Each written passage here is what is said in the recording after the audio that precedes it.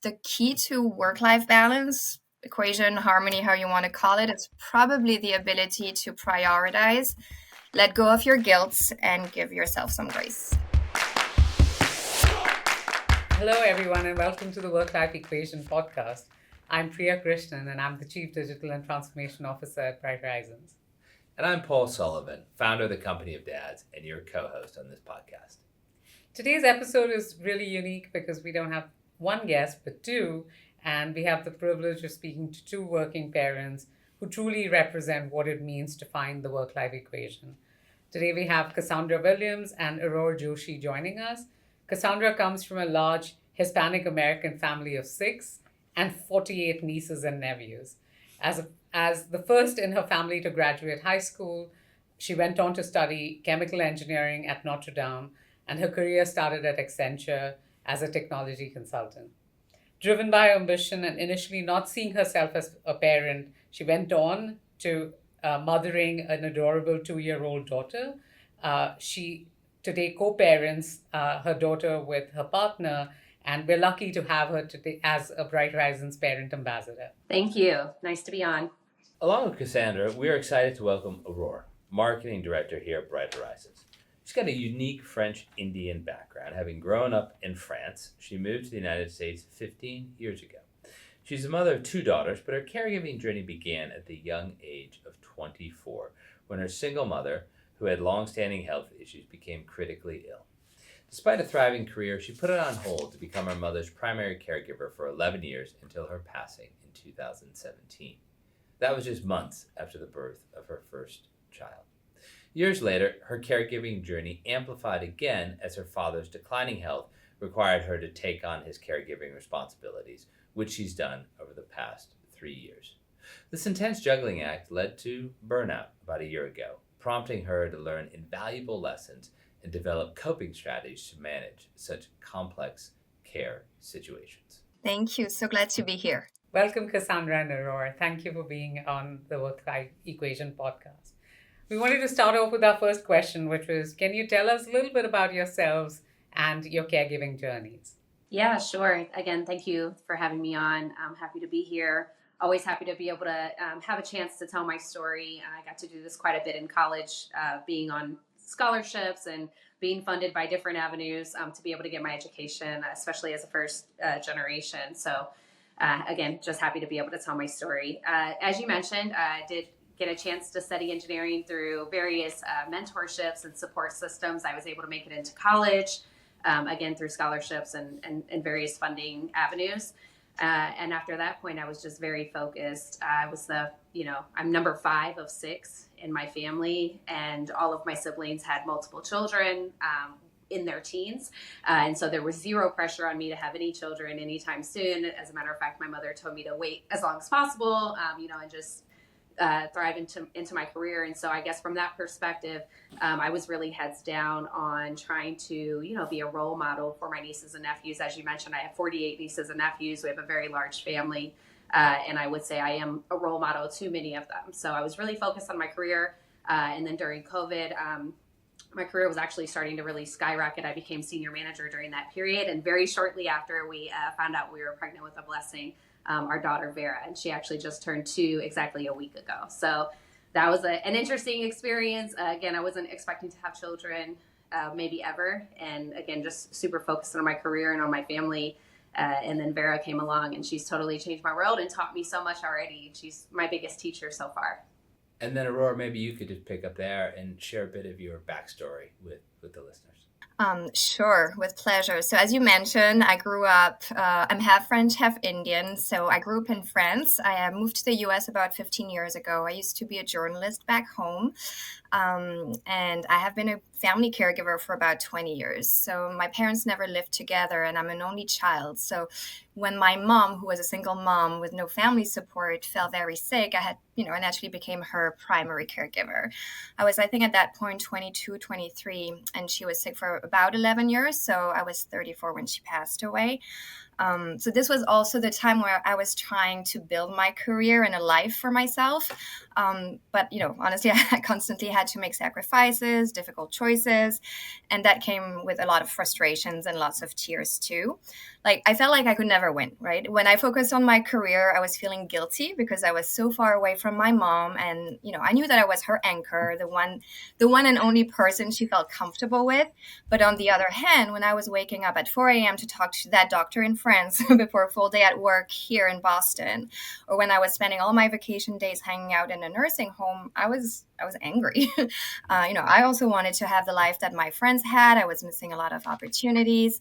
I mean, just to give you a few examples, I spent like my 30th birthday talking with 3 doctors in France at 3 a.m. in the morning because I had to, because I was in the US. Or at the height of my career, I had to resign to go back to France because my mom needed me.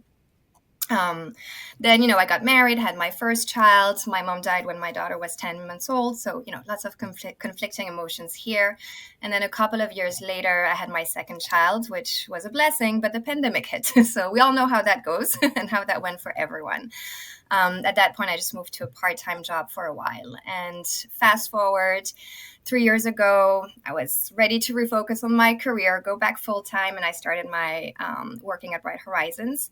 And 2 months into it, my dad had to have a surgery in France. 6 months later, he came to visit and literally fell in my arms at the airport. When I said literally fell, he fell because he was so skinny, so weak, so he was not coherent. And I had to move him right away with me.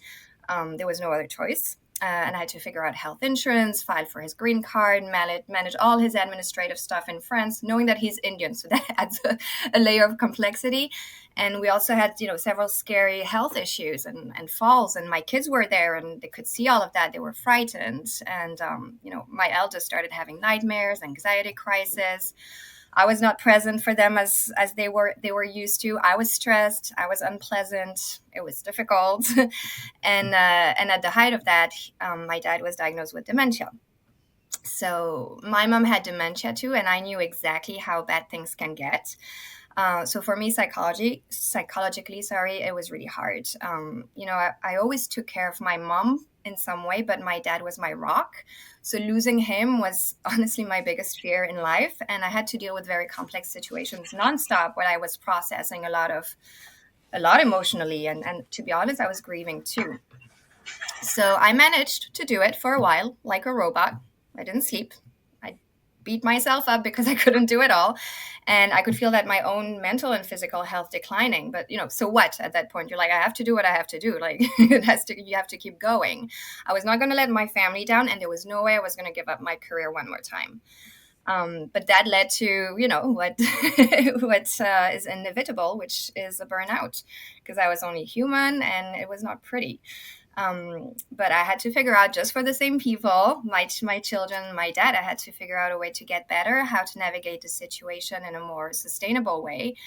And that's what I've been trying to figure out for the past year. I don't have all the answers, but I have a few learnings, and I'd love to share some of that with you because, more and more people are in this situation today, I think, and people need to know that they're not the only ones struggling, that it is a real struggle. But also that there are ways, I think, that we can find silver linings in these very difficult situations. I like to thank you both for sharing your stories. I mean, go back to Casandra. I'd like to kind of follow up with a question about co-parenting. And you've talked how, you're 2 years into this, almost exactly as we're talking about, you turning 2 years old. And, I know you've used some calendars, some different, techniques that have worked, but maybe you could share with the listeners what you've done that's been effective as a co-parent with strategies as they relate to you and the father of your daughter and also you yourself. And also, if you're comfortable, share with us perhaps some of the strategies that you tried that didn't work as well as the successful ones. Yeah, sure. Thank you for asking. I guess I'm fortunate. We're fairly like-minded. We're both consultants. Vera's father is a strategy consultant. We both work in the technology space, typically in innovation. So we're both open to new apps, different tools. Of course, all of the apps haven't worked. Nowadays, when you're breastfeeding, there's timers and there's different things you can use and apps and systems. Something that we do is we regularly rely on our community and our village of friends and family who are also, like-minded and into new tools to tell us what's the latest tool they're using or what's the latest book or who's the newest expert, right? And we're willing to kind of divide and conquer and do that research. So Vera's father will take some topics and he'll research and he'll come back and say, okay, I think this is a great app, or this is a book, or this is something we should lean into, or you know what, I'll go ahead and pay for this subscription because I'm really interested in the learning for children within this system. And likewise, I'll take on some of those. So I would say we both rely heavily on technology. And then, as you mentioned, our staple, our main source that we use to keep everything organized and connected and aligned is our shared calendar. So we have a shared Google Calendar that we use. It's loaded, it's nowadays it's in your phone, it's on your iPad, right? You can integrate it with your work calendars, things like that. And so things like daycare drop-offs, if we're doing any activities around the city, right? Chicago has a bountiful amount of activities for families. So if, we're going to the museum, we'll put that in the calendar, who's doing pickup, what time are we meeting at the museum, things like that. So the calendar is definitely a savior. And I will say not all apps have worked. Some books I kind of opened up, flew through them. I was like, I don't know if I'd recommend this to my, my friends that are coming up that are, having children. So I would say not everything's been great. Some systems I wouldn't pay for again. I'll put it that way. But for the most part, yeah, the calendar's been the best staple. And then of course, from a psychological perspective, that agreement that it's a drama-free approach, right? So the kid is always first. Whatever's going on outside of that doesn't matter. You come to the table. We have recurring regular meetings where we check in on her development, both physically and mentally. And then, of course, we do regular conversations about her experience at Bright Horizons, which thankfully so far it's been amazing. She's thriving. We get a lot of compliments on her development. So definitely grateful for that experience as well. It sounds like a fantastic approach, and congratulations on putting that together. Aurora, I'm going to switch over to you. And, for our listeners who don't understand or perhaps haven't heard the term sandwich generation because they might be at a different life stage, could you explain what that means and how that impacts your day-to-day? Sure. So the sandwich generation is a term that we use to describe the circumstances in which we have an adult who's providing care on both sides of the age spectrum. So you might have a child or children you're taking care of and an elderly loved one that you're helping to care for as well. Your parent, your mother-in-law, your father-in-law, or any other dependent. So you're sandwiched between an older and a younger generation. That's the definition. And actually 25% of adults in the US are categorized as sandwich generation caregivers, which nationally, if you think about it, is between 55 and 65 million people. So that's a lot.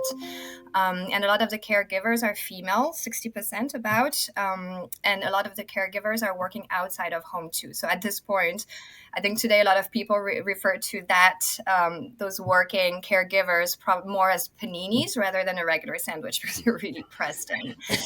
How it affects my life, I don't know, my to-do list is probably double than any other working parent, and with a lot of the items that are very urgent. The amount of time I have to spend at the doctor's office, the ER, with financial advisors or lawyers is just insane. Half of the time when I go to the office, I have to pay for extra care for my dad because I can't leave him alone. I can't go on vacation, or if I do, I just run between trying to please my child and keep my dad safe. The relationship with your partner can suffer also in this situation. And I'm not even going to go into the financial aspect. So, there's a lot of challenges you have to manage in the daily life, including your fatigue and all this. But I'll stop there. I'd love to put this next question to both of you. We had a guest on earlier in the season, Joanne Lublin, who award-winning author, former Wall Street Journal columnist, who talked about this concept of work-life sway. And what she means by that is you focus on whatever the thing is that you're doing, be it work or caregiving or caring for yourself, until something else comes up, and then you sway into that. You do your best to be 100% present in whatever that thing is, be it work, be it being out to dinner with your friends or partner or kids. Cassandra, maybe we'll just kind of go back and forth. Go to you first, but I'd love Aurora to hear your answer to this second.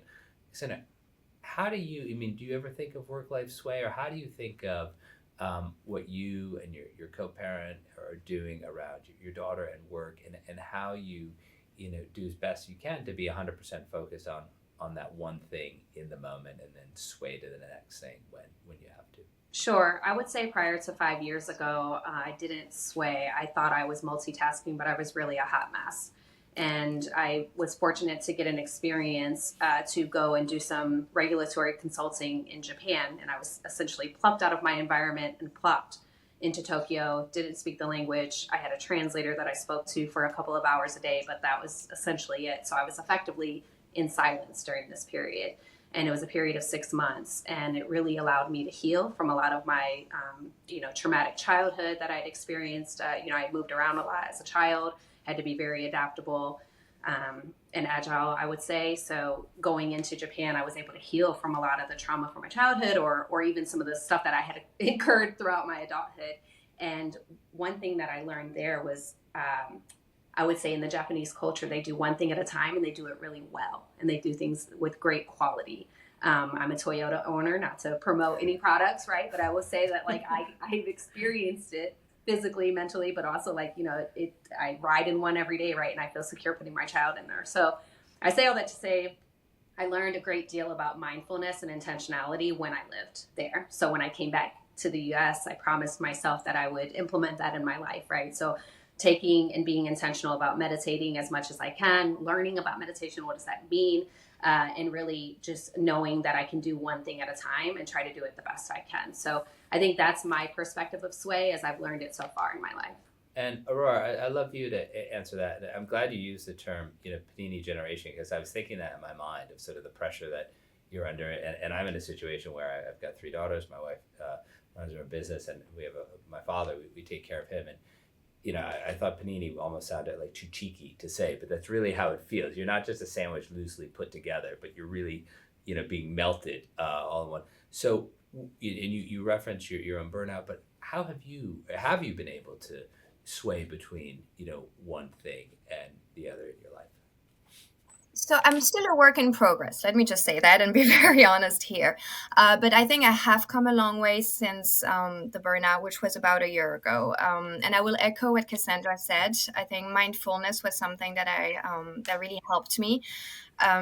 For me, I think one of my biggest challenge was I couldn't stop my thoughts, right? Like I was doing something, but I was thinking, but I need to do this thing next and this thing next. And if I don't do it, then, I started building all kind of scenarios, leading to anxiety. So just yes, mindfulness, breathing exercises were very helpful for me. Also something that helps me is movement. And so I tried to fit those in a little bit more.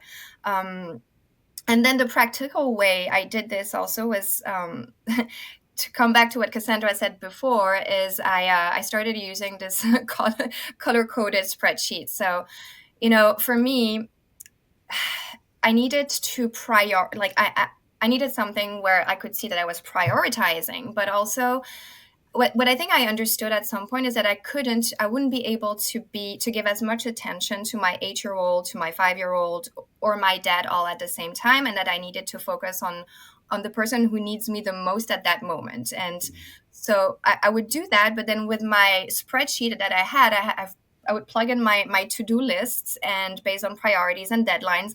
And what I tried to have an equal color or time allocated once a week to my 3 dependents.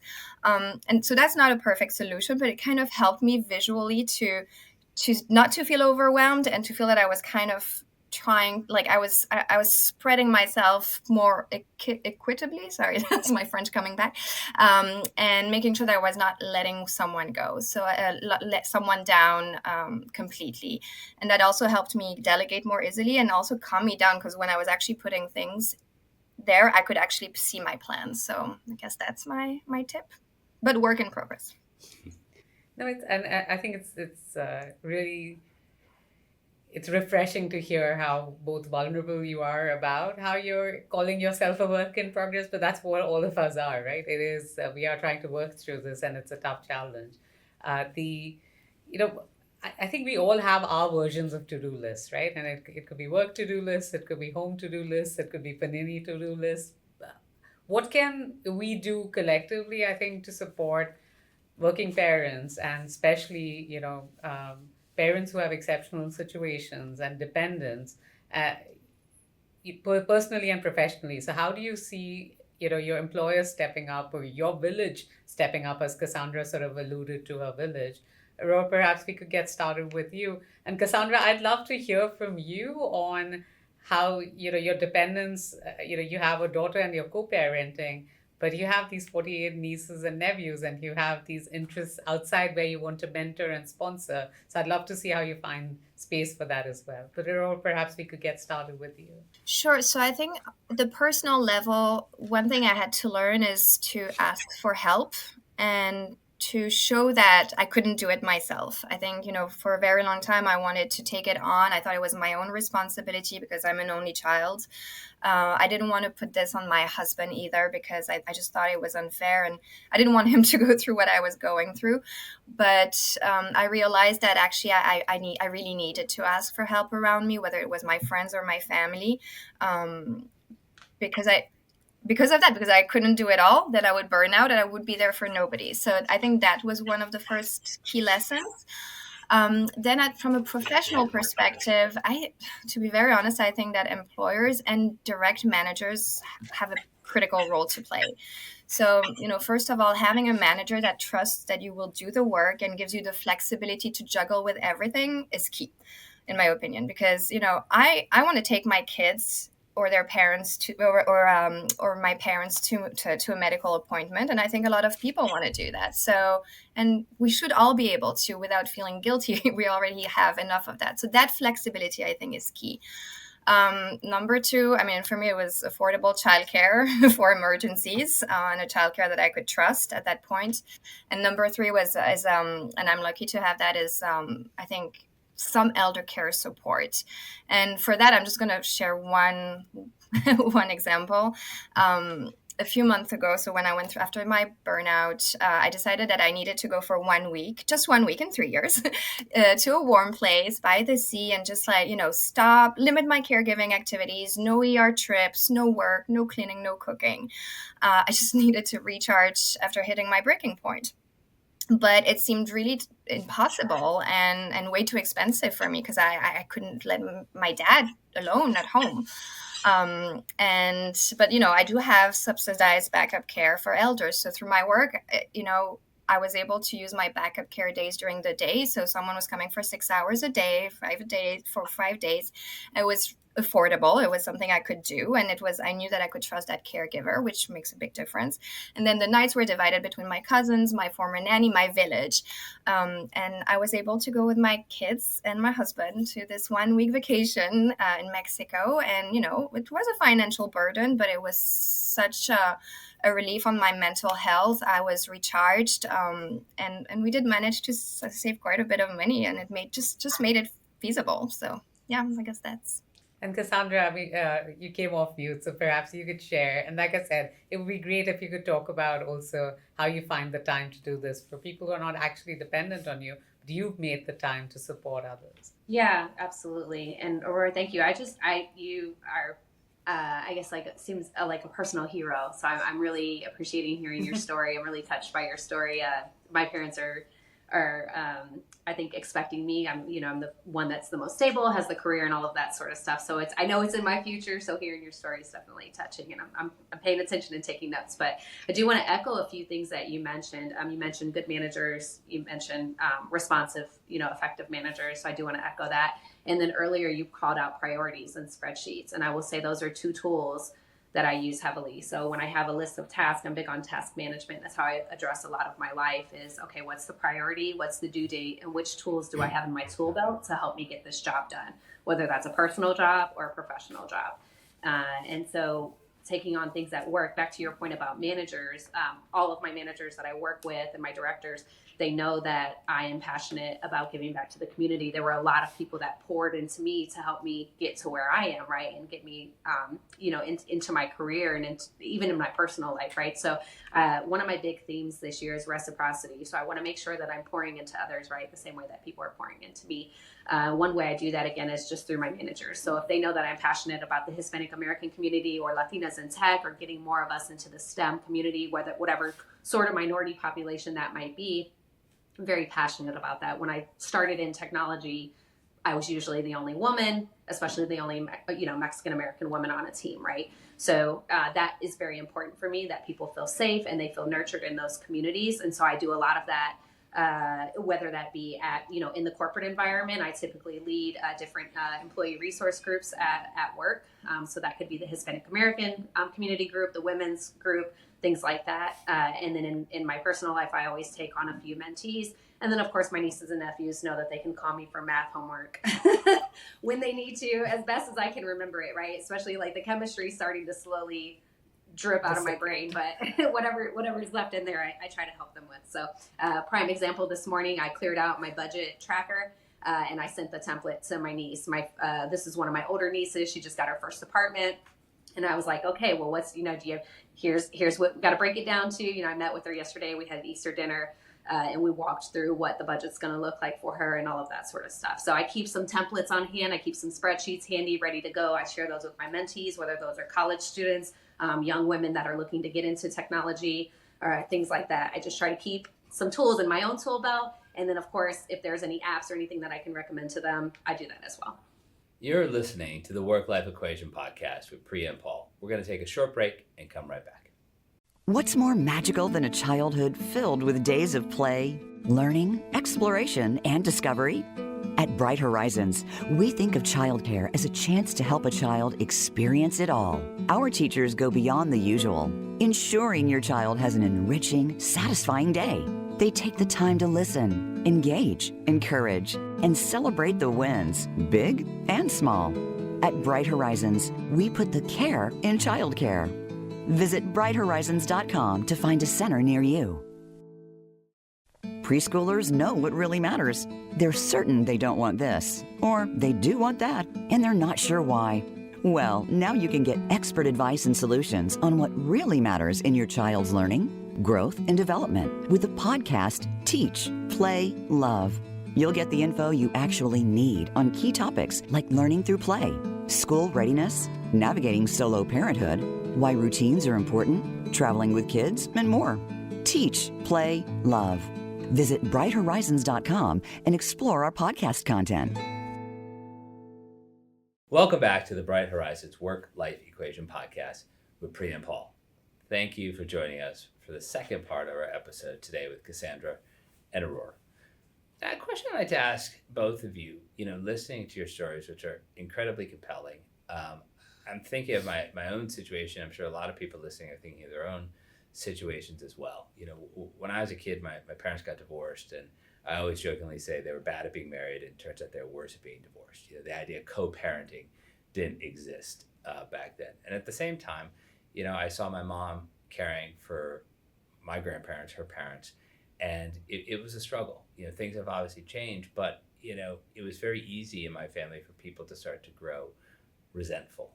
And I'm wondering if, and look, resentful is totally normal, totally natural, but are there any tips that you could share with the listeners of how in these moments that are, highly pressurized, highly stressful, important, you stave off resentment and try to keep a sort of, positive, proactive attitude around what you're doing? I mean, maybe Aurora, you take the question first. Sure. So it's a tough one, but I think I would say self-care is the first thing that comes to my mind, again, because of what I've been sharing. And self-care is very personal. So, everyone can find their way to kind of recharge and take that oxygen that everyone needs to keep going. But for me, what I did was, after the burnout, is really make sure that I would take 10 minutes to myself or more if I could every single day to do something that I like. So,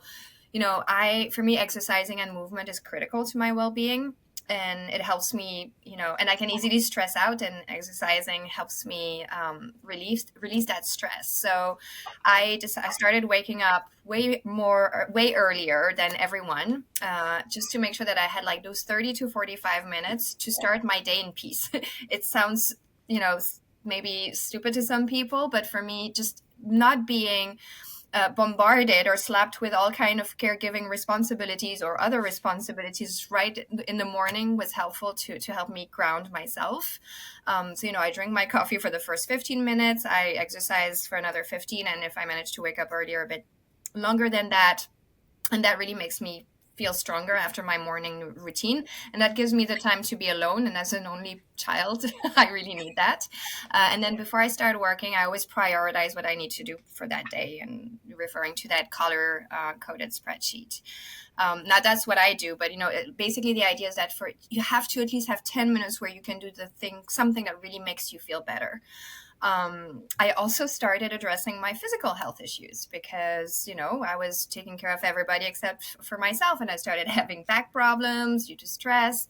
I couldn't exercise anymore, which was very hard. So, at some point I couldn't move or even play with my kids, and forget trying to to lift my dad up from the floor after a fall. So it was all very upsetting. So I actually dedicated more to my husband at that point. I took time to make sure I would go to physical therapy. I started acupuncture, which helped me a lot.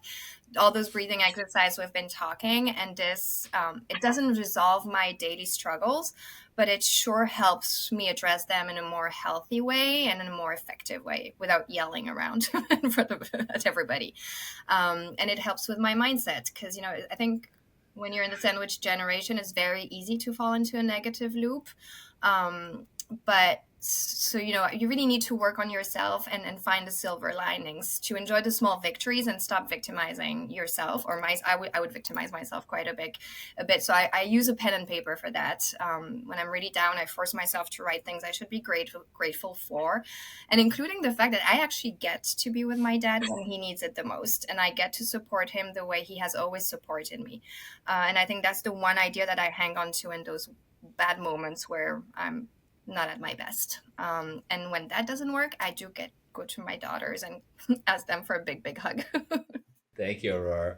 And as an only child, I can totally identify with the need to be alone for some moment during the day. Cassandra, I'd love to turn the same question to you. What are some tips that you can offer, when things get really overwhelming, to try to keep going forward and to stay as positive as possible? Yeah, I think a big growth point for me recently is learning to not take things so personally. So if I'm feeling, you mentioned, feeling victimized, which I did have a thing with. I had a friend one time in college. He's like, you complain a lot. I was like, oh my gosh, do I? Okay, let me work on that. Right. So one thing that I do, I have a handy dandy notebook. It's a planner, and I carry it around everywhere I go. And it is my favorite planner that I've ever owned. It's my 5th year in a row purchasing it, and I could go on and on about this, but I'm a pretty big nerd about it. It allows you to create a theme at the beginning of your year, and then I can break that theme down into different goals, and then I can break those down into further tasks. But what my favorite part of it is every week. You have your monthly goals, and then each week it has a journal entry. And so I've made this part of my Sunday ritual where if I do some home cleaning, take care of some things I need to, in my personal life. And then I sit down and I journal and I do the reflection, and then I plan out my week. I don't do the day by day planning. So within those spaces, I write one thing I'm grateful for each day. And this just helps, as Aurora mentioned, my mindset, right? This helps me to have a mindset, an attitude of gratitude, if you will. Right. And so this allows me to just be more grateful no matter what the circumstances in my life. I could say, hey, I saw the sun today. Right. Or my car turned on. I don't know. Right. Something very, very simple that, you could easily take for granted. I got to work. Okay. Right. My daughter's healthy, things like this. So I really am intentional about that. And it's really helped me to stay positive. An attitude of gratitude. That's a really nice way of saying it. And I think both of you are really, it's commendable that you're finding the positives in what is a difficult journey. And I think this a little bit of the self-care, but also self-love is really important. And I'm glad that you found that for yourselves. What do you think has been the most important lesson as you've gone through the caregiving journey? What would you say has been one or two of the most important lessons? And perhaps, Cassandra, we can start off with you this time. You just mentioned self-love, right? So that's something that I'd say my therapy sessions in the past year, my employer gifted us, I guess, free therapy sessions. So I was like, I'm taking advantage, right? Like I mentioned that tool belt, I'm taking advantage of every resource I have in this tool belt. And she was like, let's focus on self-compassion and self-love. And I grew a lot from that, and that's been a beautiful experience for me. So I would say in this current time in my life, I would say I'm at the intersection of being patient and kind to myself while recognizing that life has ebbs and flows, right? And that algorithm is going to change in my life as life goes. And I have to be accepting of where I am at that moment. And Aurore, what about you? I love what Cassandra said. I don't think I could say it any better. But yes, it's that, and this idea. It's all linked.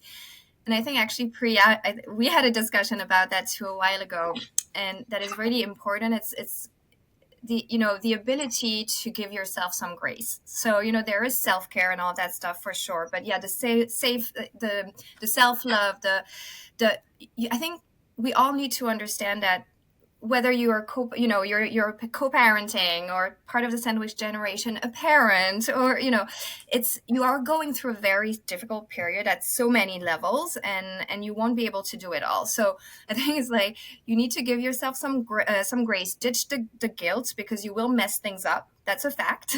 And unfortunately, there is so much out of our control. So just like for everything else in life, I say, I don't know, there's no mistake, just a learning moment. And I think that if you can try to think this way, it will make a big difference for you and your family. So just don't lose sight of that is one of them.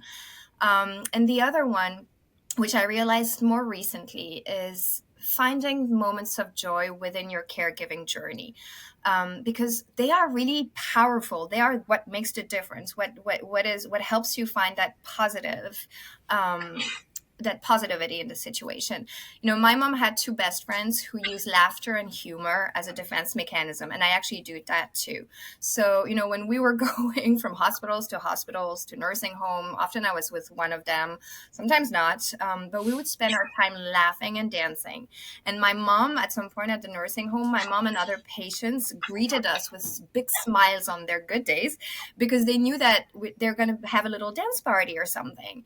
And when I used to go back at home these days, I could only think about those smiles and the joy on their faces, and that made me happy. I was not going back home and thinking about my mom and how devastating it was to see her like that. And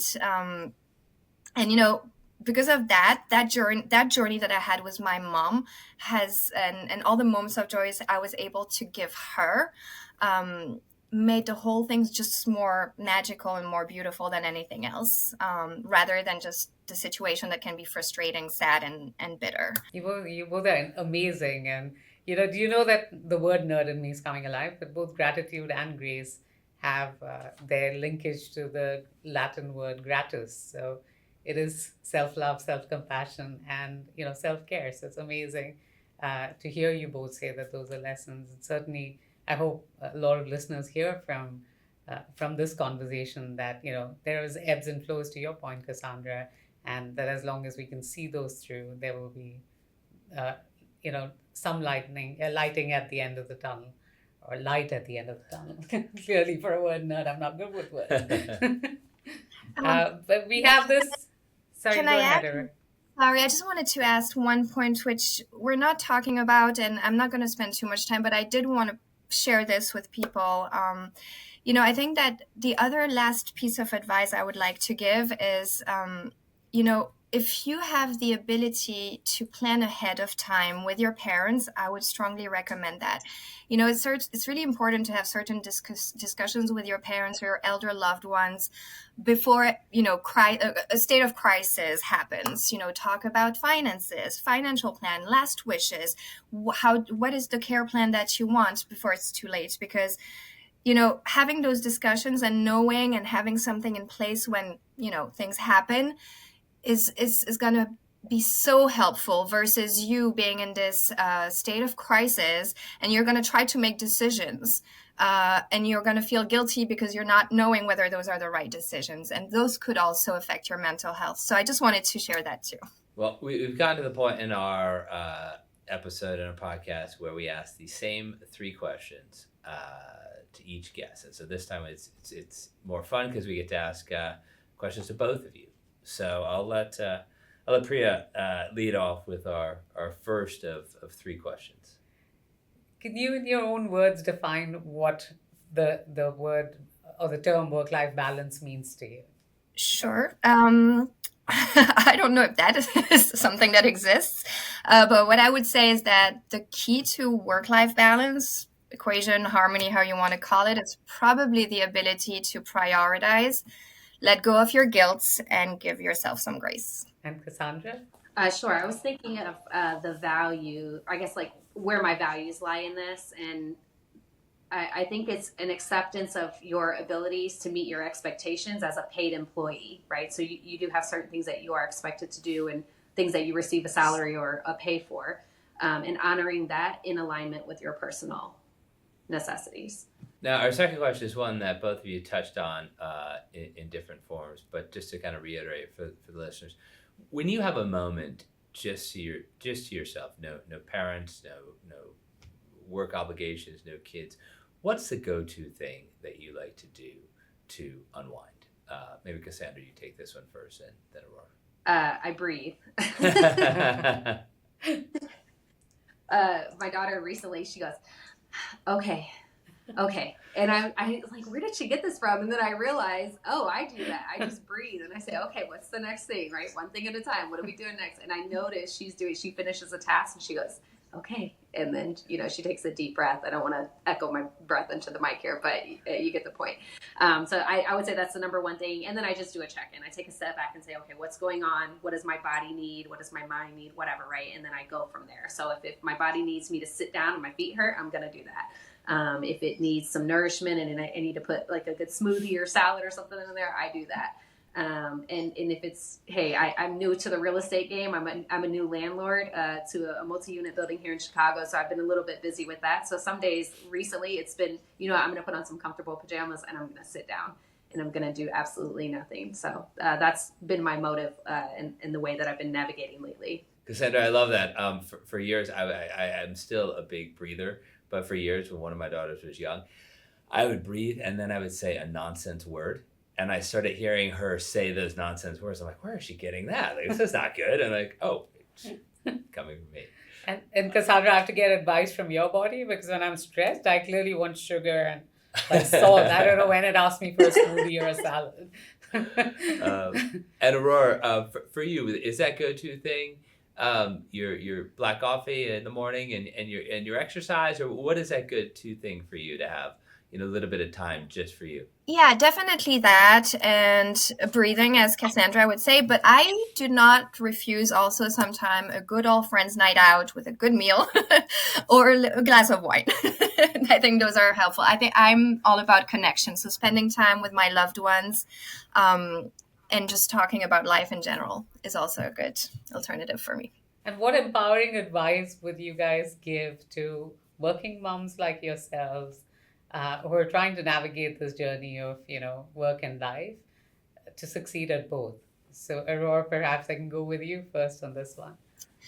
I would say not to focus on what you didn't manage to do today, but on what you've achieved. And if you haven't achieved much today, that's also okay, because you've already done so much that you deserve that break, and that you deserve to do less so you can stock up on energy for the next ones. And the last thing is not to forget that kids are more resilient than what we think. This is interesting. It's something that I'm currently thinking through. The next step for me career-wise, if you're looking at it hierarchically, is director level. And it's like, am I ready to take that next step?